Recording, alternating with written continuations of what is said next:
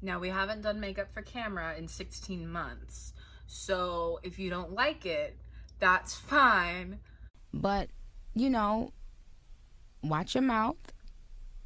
What's up, guys? It's V Renee. Welcome to my channel, or welcome back to my channel. I'm back a lot sooner than anticipated, for the simple fact that, remember this from last May? They promised they'd be back next week with a review on The Fault in Our Stars, which I did read. I had every intention of filming that review. I read the book. Turns out that when I re-signed up for Kindle Unlimited, it not only re-downloaded The Fault in Our Stars, but it saved all of the notes I took in Kindle about The Fault in Our Stars, meaning I have a cringe book review for you guys. I read The Fault in Our Stars, so you don't have to.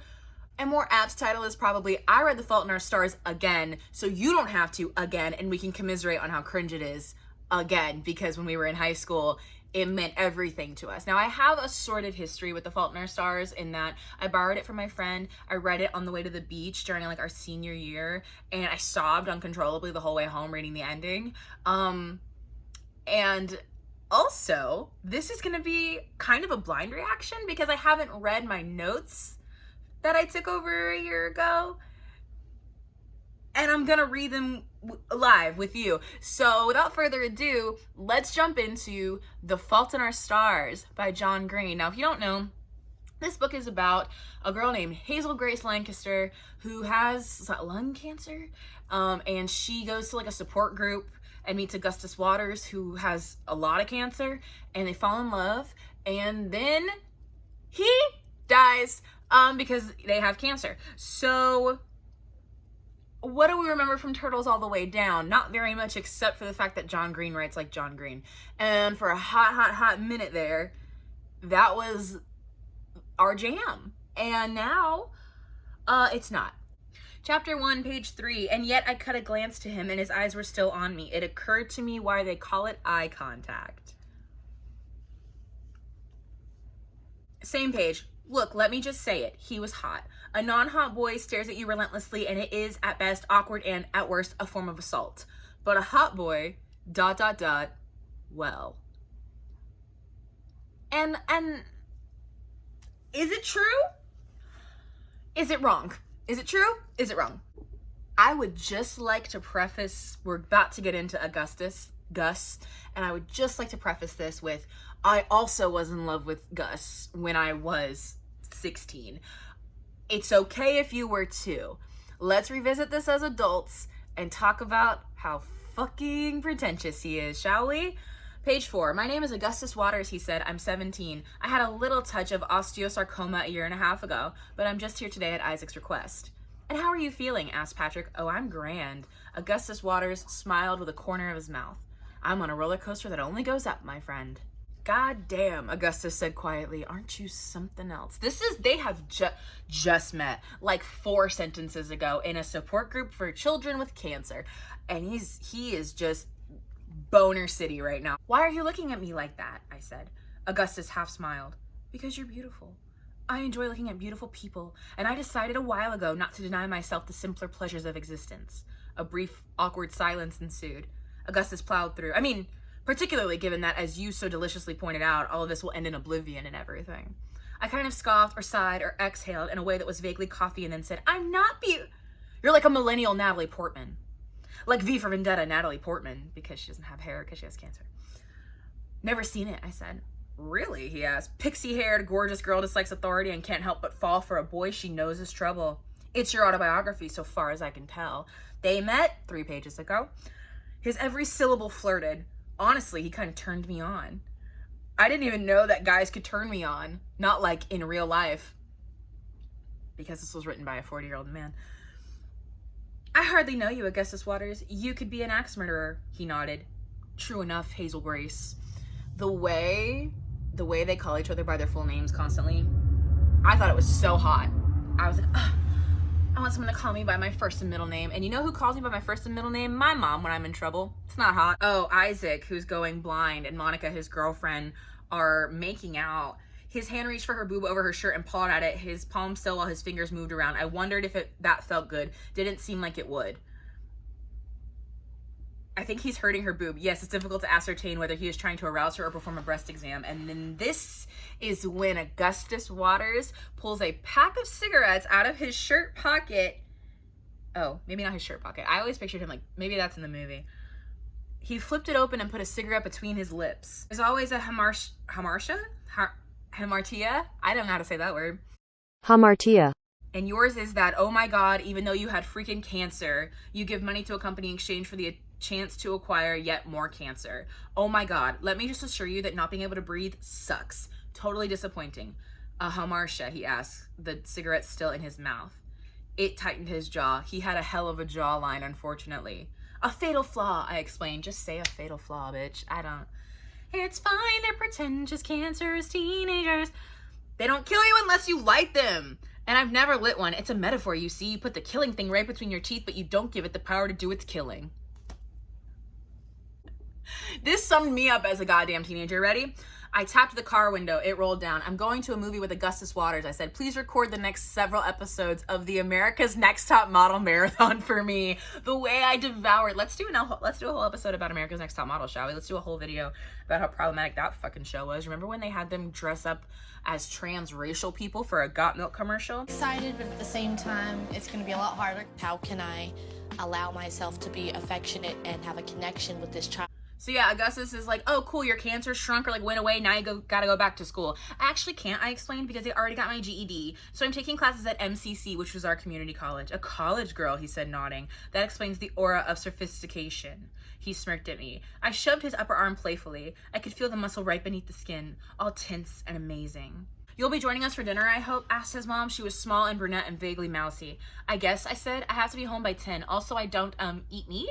No problem. We'll vegetarianize some, she said. Animals are just too cute, Gus asked. I want to minimize the number of deaths I'm responsible for, I said. Gus opened his mouth to respond, but then stopped himself. His mom filled the silence. Well, I think that's wonderful. Me, as a teenager, I literally didn't eat meat for like 10 years because I was like, but the animals are dying. And that's totally fine if that's your reason for being a vegetarian. Hazel and I are going to watch V for Vendetta so she can see her filmic doppelganger, mid-2000s Natalie Portman. The living room TV is yours for the watching, his dad said. I think we're going to watch it in the basement. His dad laughed. Good try. Living room. But I want to show Hazel Grace the basement, Augustus said. Just Hazel, I said. So show just Hazel the basement, and then come upstairs and watch your movie in the living room. Augustus puffed out his cheeks, balanced on his leg, and twisted his hips, throwing the prosthetic forward. Fine, he mumbled. This boy is horny. They met, what page is this? Girl, they met 6 pages ago, and he's already trying to bang. Like, what? What? I know you got cancer and like life is short and time is of the essence, but Jesus Christ. I liked Augustus Waters. I really, really, really liked him. I liked the way his story ended with someone else. I liked his voice. I liked that he took existentially fraught free throws. That's really hard to say. I liked that he was a tenured professor in the Department of Slightly Crooked Smiles, all capital, with a dual appointment in the Department of Having a Voice that made my skin feel more like skin, all capital, like proper noun. And I liked that he had 2 names. You have 2 names, Hazel Grace. Oh, I've always liked people with 2 names because then you get to make up your mind what you call them. Gus or Augustus. Me, I was always just Hazel. Univalent Hazel. He held up the book, which was called The Prince of Dawn. I laughed and took it. Our hands kind of got muddled together in the handoff, and then he was holding my hand. Cold, he said, pressing a finger to my pale wrist. Not cold so much as under-oxygenated, I said. I love it when you talk medical to me.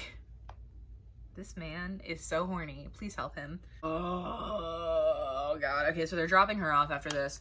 Hazel Grace, Augustus said, my name new and better in his voice. It's been a real pleasure to make your acquaintance.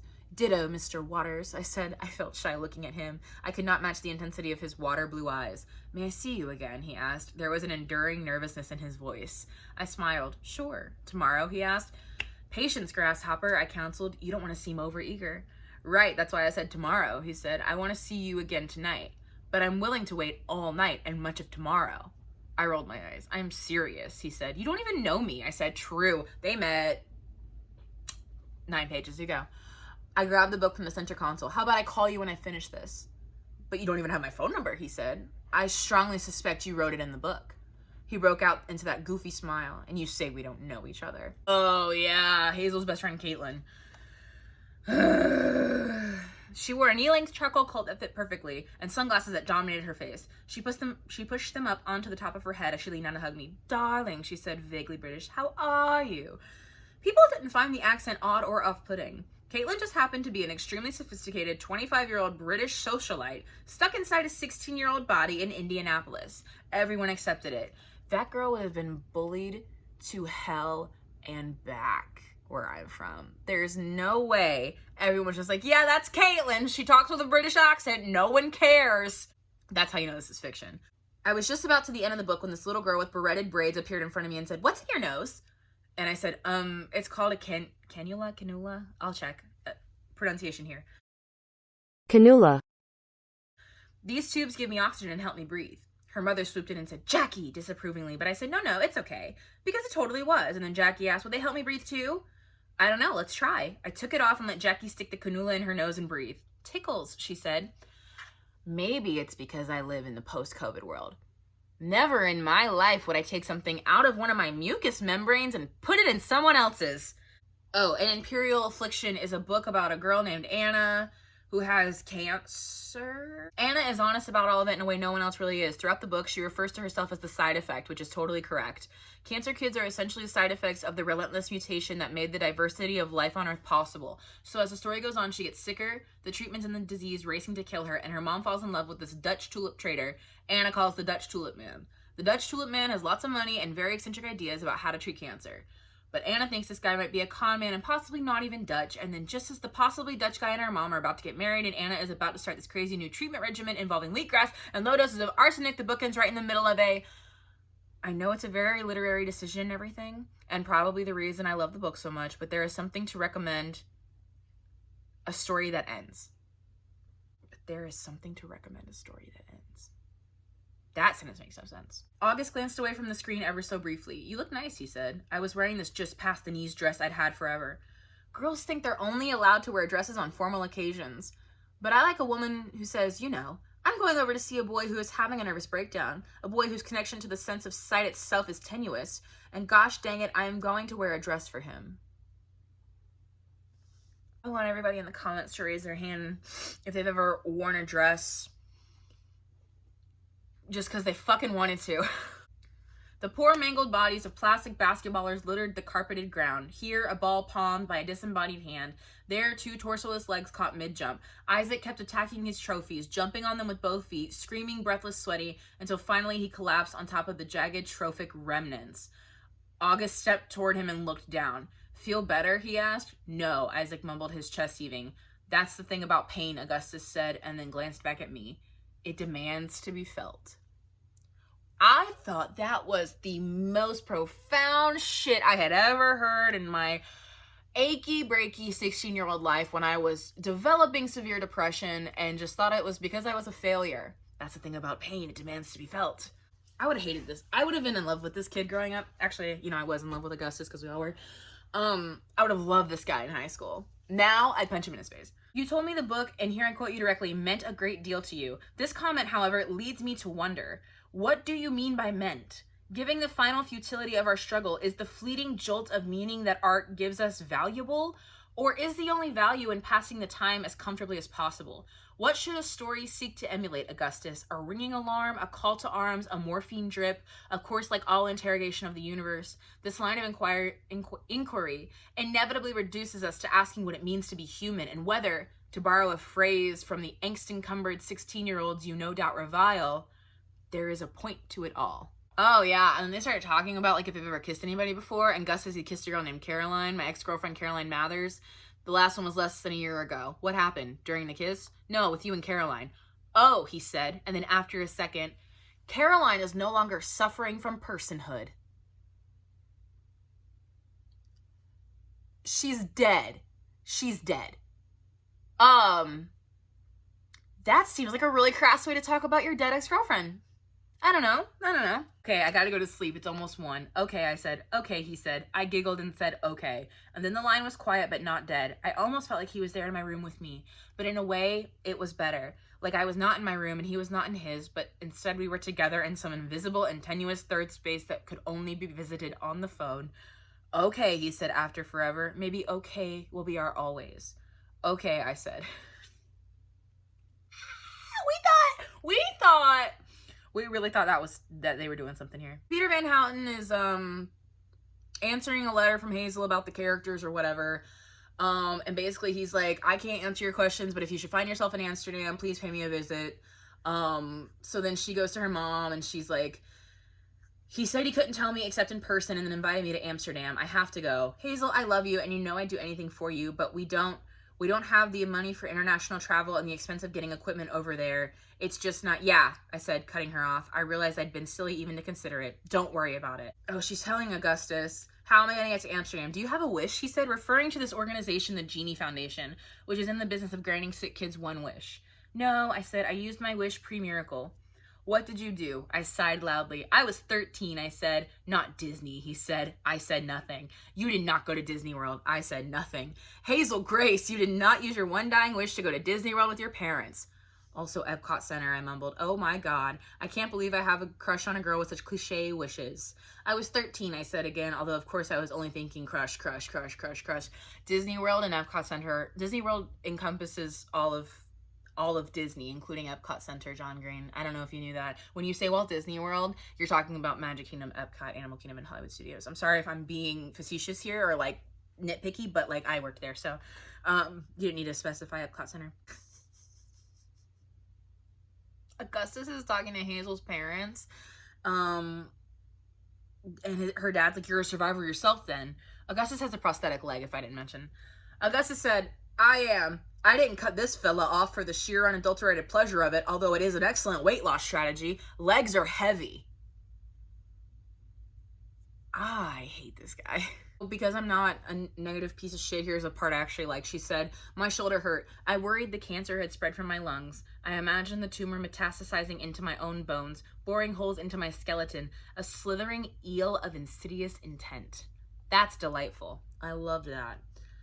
So I talked to the genies and they are in total agreement. They said Amsterdam is lovely in the beginning of May. They proposed leaving May 3rd and returning May 7th. So I guess Augustus used his wish to take Hazel to see Peter Van Houten.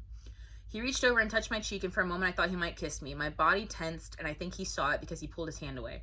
Augustus, I said, really, you don't have to do this. Sure I do, he said. I found my wish. God, you're the best, I told him. I bet you say that to all the boys who finance your international travel. We're only in chapter 6, guys. Then I find myself worrying whether I would have to make out with him to get to Amsterdam, which is not the kind of thing you want to be thinking. Because A, it shouldn't have even been a question whether I wanted to kiss him, and B, kissing someone so you can get a free trip is perilously close to full-on hooking. And I have to confess that while I did not fancy myself a particularly good person, I never thought my first real sexual action would be prostitutional. She's talking to Caitlin about Augustus, and she's describing him. And Caitlin's like, Augustus Waters? Oh my God, I've seen him at parties. The things I would do to that boy. I mean, not now that I know you're interested in him, but oh sweet holy Lord, I would ride that one-legged pony all the way around the corral. Who ever allowed this to be said? I'm a grenade, I said again. I just want to stay away from people and read books and think and be with you guys because there's nothing I can do about hurting you. You're too invested, so please just let me do that, okay? I'm not depressed. I don't need to get out more, and I can't be a regular teenager because I'm a grenade. Peter Van Houten writes to Augustus Waters, everyone in this tale has a rock-solid hamartia. Hers that she is so sick, yours that you are so well. Were she better or you sicker, then the stars would not be so terribly crossed, but it is the nature of stars to cross. And never was Shakespeare more wrong than when he had Cassius note, the fault, dear Brutus, is not in our stars, but in ourselves. Easy enough to say when you're a royal nobleman or Shakespeare, but there is no shortage of fault to be found amid our stars. And there's where the title comes from. Mom sobbed something into Dad's chest that I wish I hadn't heard, and that I hope she never finds out that I did hear. She said I won't be a mom anymore. I couldn't stop thinking about that during the whole cancer team meeting. I couldn't get it out of my head how she sounded when she said that, like she would never be okay again, which probably she wouldn't. Probably she wouldn't if her only child died of cancer. But then I would have had a probably fatal episode of deoxygenation in Amsterdam, and my body would have been shipped home in a cargo hold of an airplane. Well, yeah, Augustus said, but before that, my grand romantic gesture would have totally gotten me laid. I laughed pretty hard enough that I felt where the chest tube had been. You laugh because it's true, he said. I laughed again. It's true, isn't it? Probably not, I said. Then after a moment added, although you never know. He moaned in misery. I'm gonna die a virgin, he said. You're a virgin, I asked, surprised. Hazel Grace, he said. Do you have a pen and a piece of paper? I said I did. Oh, they're on the phone. Okay, please draw a circle. I did. Now draw a smaller circle within that circle. I did. The larger circle is virgins. The smaller circle is 17-year-old guys with one leg. Except Caitlin said she'd ride your one-legged pony around the corral, Augustus, so what is the truth? That's why I like you. Do you realize how rare it is to come across a hot girl who creates an adjectival version of the word pedophile? You're so busy being you that you have no idea how utterly unprecedented you are. This line threw me through a fucking loop at 16, babe. I wanted to be utterly unprecedented so fucking bad, but I was basic as fuck. I was reading to her and she says, as he read, I fell in love the way you fall asleep. Slowly and then all at once. And I'm going to insert a plethora of Tumblr graphics with this quote here. The car was packed by 6:15, whereupon Mom insisted that we eat breakfast with Dad, although I had a moral opposition to eating before dawn on the grounds that I was not a 19th century Russian peasant fortifying myself for a day in the fields. Backed out of the driveway, I kept waving at Dad. He was waving back and crying. It occurred to me that he was probably thinking he might never see me again, which he probably thought every single morning of his entire weekday life as he left for work, which probably sucked. The way she's just like, that probably sucks to like not know if you're gonna see your kid alive ever again. I understand that you don't understand, but try. Hazel has developed an issue with the ghettoization of scrambled eggs. I don't really understand that one, and I didn't like that word. After a minute, Augustus dug into his pocket and opened his pack of smokes. About 9 seconds later, this is on the plane, a blonde stewardess rushed over to our row and said, Sir, you can't smoke on this plane, or any plane. I don't smoke, he explained, the cigarette dancing in his mouth as he spoke. But it's a metaphor, I explained. He put the killing thing in his mouth, but he doesn't give him the power to kill him. The stewardess was flummoxed for only a moment. Well, that metaphor is prohibited on today's flight, she said. Yeah, because she's done with your fucking shit. I don't care if you have cancer and one leg. You can't pull a cigarette on a plane, you dumbass. I'm in love with you, and I know that love is just a shout into the void and that oblivion is inevitable and that we're all doomed and that there will one come a day when all our labor has been returned to dust and I know the sun will swallow the only earth we'll ever have and I am in love with you. Oh yeah, and they go like to a romantic restaurant and the hostess is like, Mr. and Mrs. Waters? And Hazel says, I guess. And then they give them champagne and then they get drunk on champagne. They're like 16, 17 years old. And there's like confetti falling down and he's like kind of hard to believe anyone could ever find the confetti annoying because the waitress is like, ew, it's everywhere. And Hazel says, people always get used to beauty though. I haven't gotten used to you just yet, he answered, smiling. Throw up. I'm throwing up. Afterlife. Hazel says no, and then he says yes, absolutely. Not like a heaven where you ride unicorns, play harps, and live in a mansion made of clouds, but yes, I believe in something with a capital S. Always have. Really? I was surprised. I'd always associated belief in heaven with, frankly, a kind of intellectual disengagement, but Gus wasn't dumb. Oh, John Green! Yeah, he said, I believe in that line from An Imperial Affliction, the risen sun too bright in her losing eyes. That's God, I think, the rising sun. And the light is too bright and her eyes are losing, but they aren't lost. I don't believe we return to haunt or comfort the living or anything, but I think something becomes of us. And I fear that I won't get either a life or death that means anything.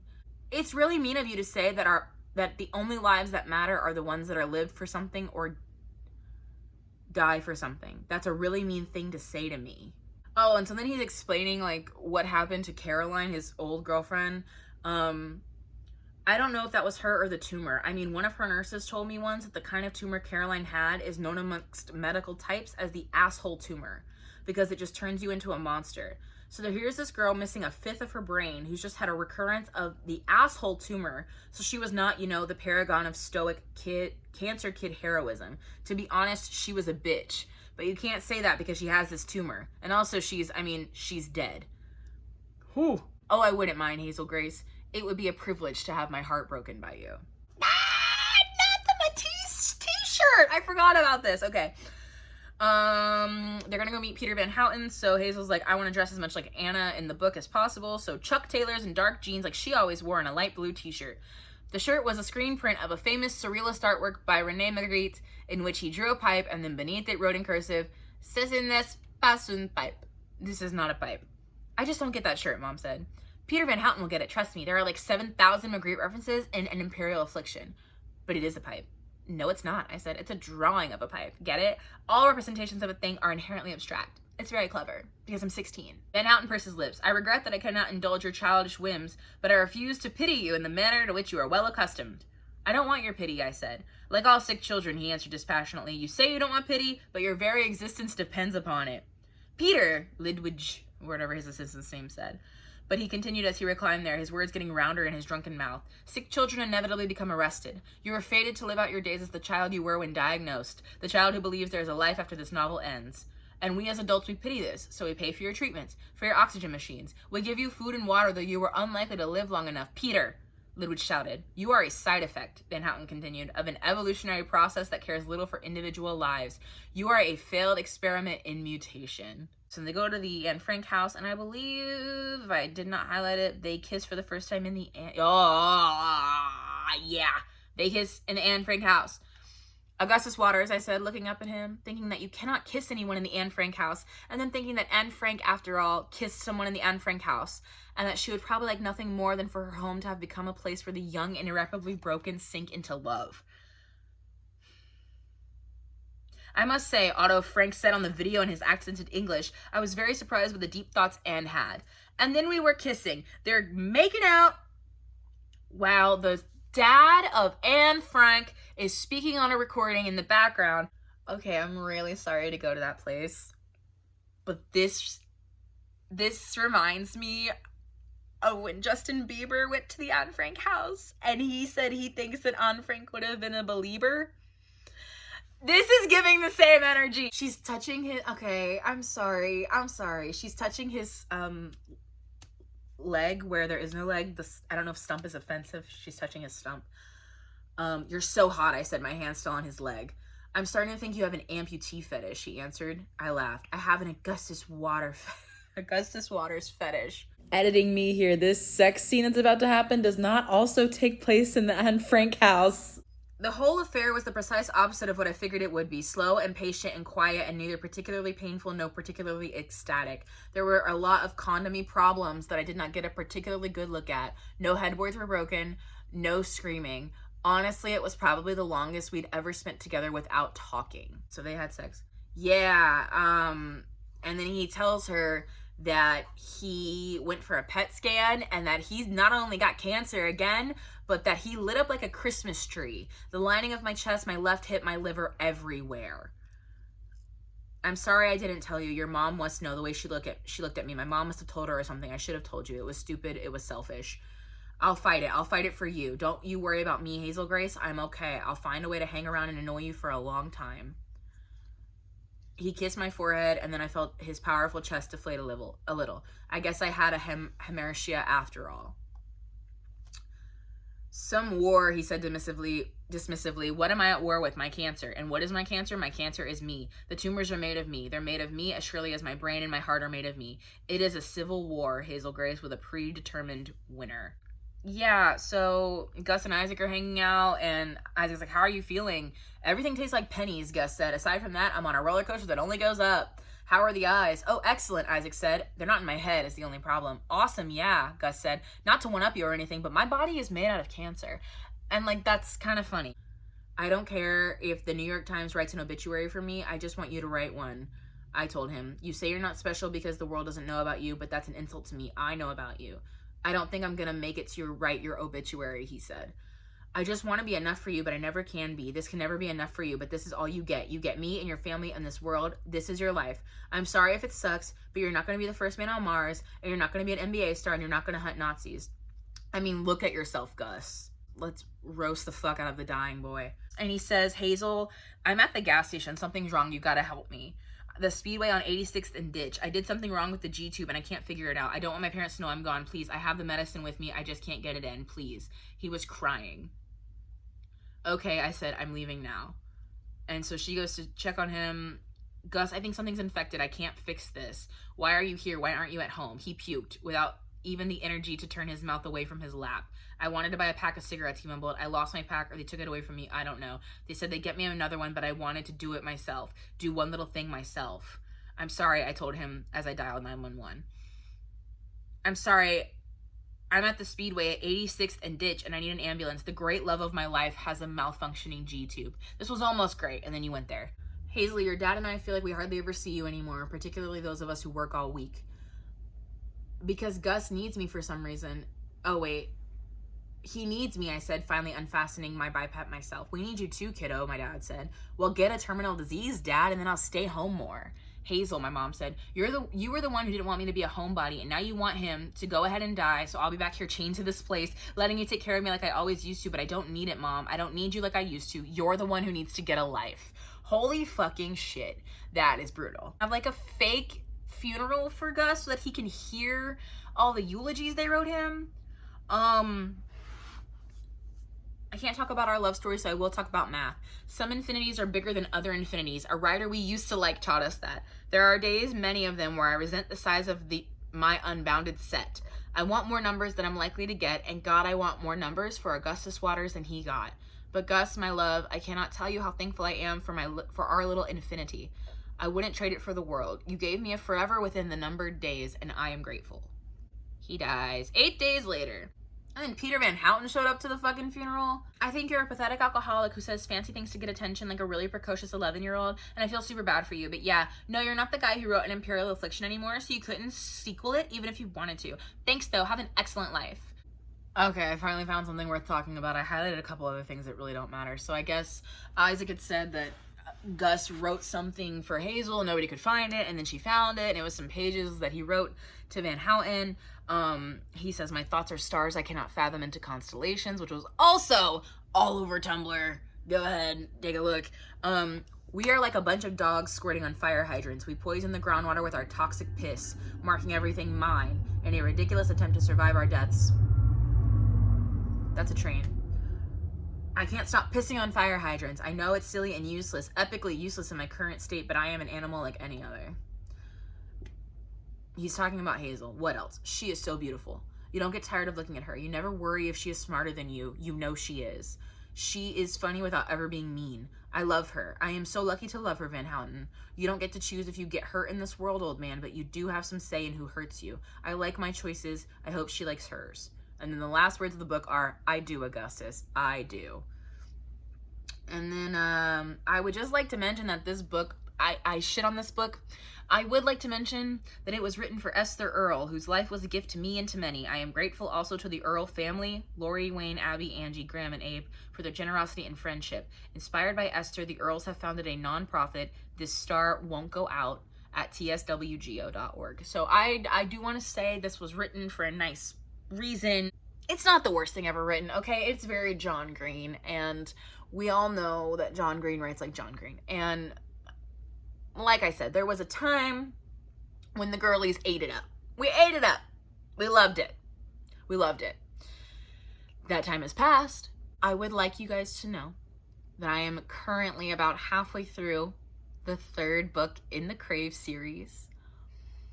Like I said, I feel as though I owe it to you for being gone for 16 months. I don't know when I'm going to finish it, and I don't know when I'm going to post it. Subscribe to stay updated on when I decide to do both or either of those things. In the meantime, my socials are down there, so are my books, so is my website. Take a look-see if you want, and I'll see you next time. Goodbye.